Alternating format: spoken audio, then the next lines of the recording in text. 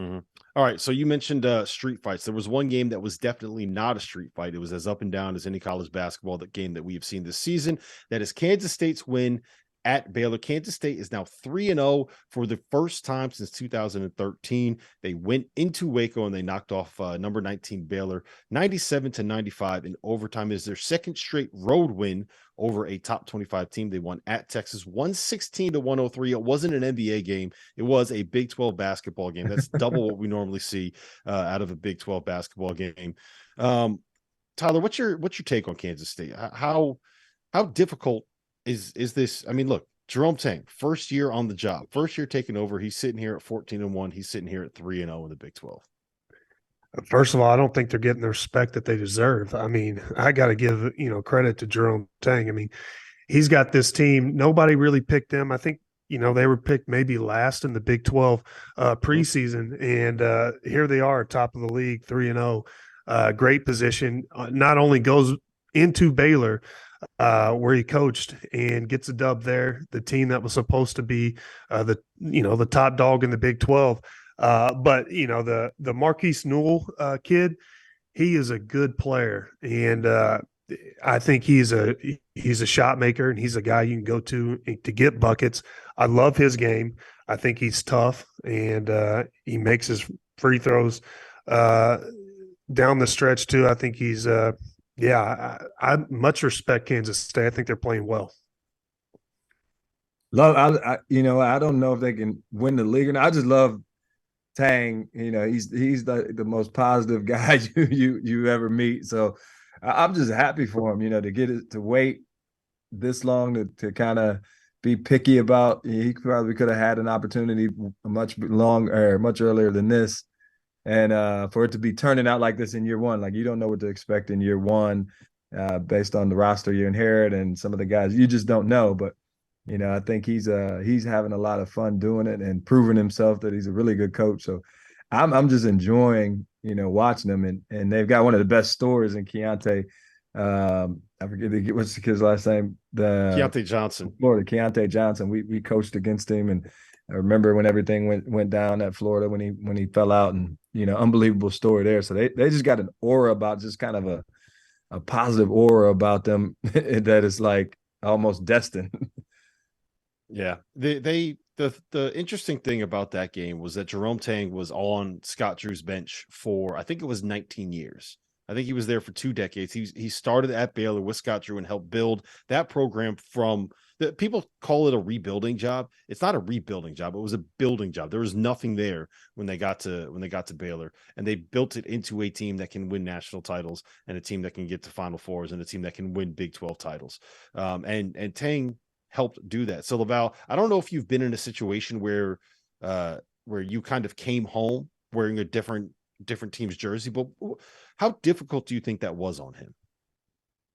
It's tough, and I'm trying to think.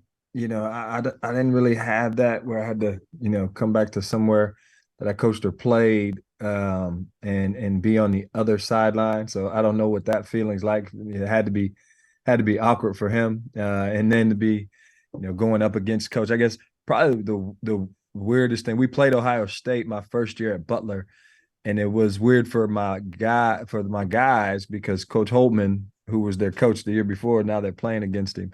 So I'm sure some of the players looking over and seeing Coach Tang, he's their guy, and he recruited a bunch of them.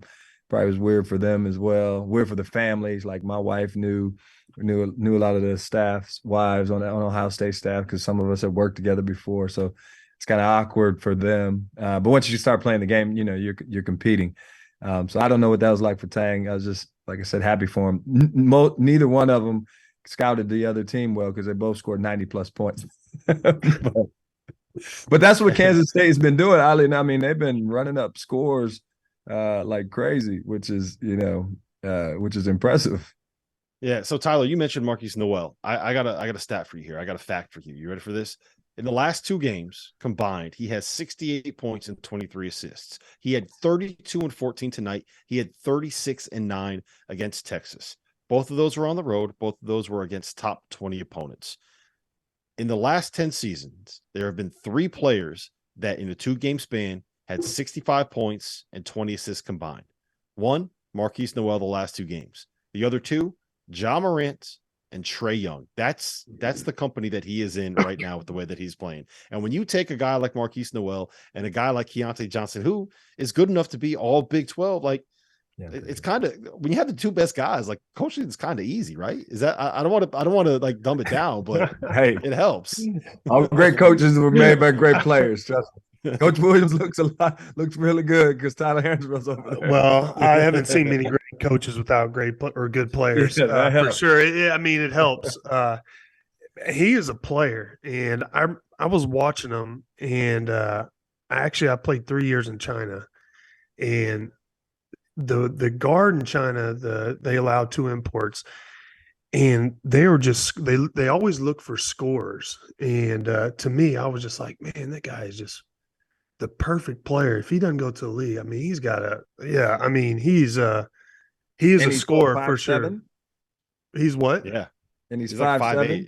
Exactly. 5'8". And I mean, they're just looking for scores. And I think what he's doing right now, in that company says a lot, but I mean, he is a player. He's fun to watch. I wish I'd watch him more now that Kansas State's kind of got it rolling. Maybe we'll get to see him more. Oh, don't worry. Here's we're a funny going to be thing, watching Rob. them plenty, Tyler. We're going to be watching him quite a bit this year. I'm sorry. Go ahead, Laval. People call us all the time as coaches, and we get this question a lot. Like, hey, how you feel about little guards? Like, what do you have to do as a little guard to get recruited? So I'm looking at him play. I'm like, you got to do that. Like, you have to be dynamic. You got to be dynamic. You can't, if you're a small guy to play at this level. I mean, I know, and he did it at Arkansas Little Rock, right? Before transferring over to K-State. But you got to be special when you're a small guard out there. Yeah, and the thing about it is he can kind of climb up in you defensively too. Like, he's not afraid to get his hands dirty and play on that end of the floor. It's just I'm always blown away by coaches that can come in and kind of rebuild and retool a roster. Like, it's not like he came into a team that was already built, right? Like, I think there are 11 new guys on this team. Naquan Tomlin wasn't there last year. Keontae Johnson wasn't there last year. The Eola kid transferred in. Tyke Green transferred in. Desi Sills, like, he rebuilt this team, and it's I always get really impressed by guys that can get everybody together. And I don't know if there's anyone better than Jerome Tang at doing that.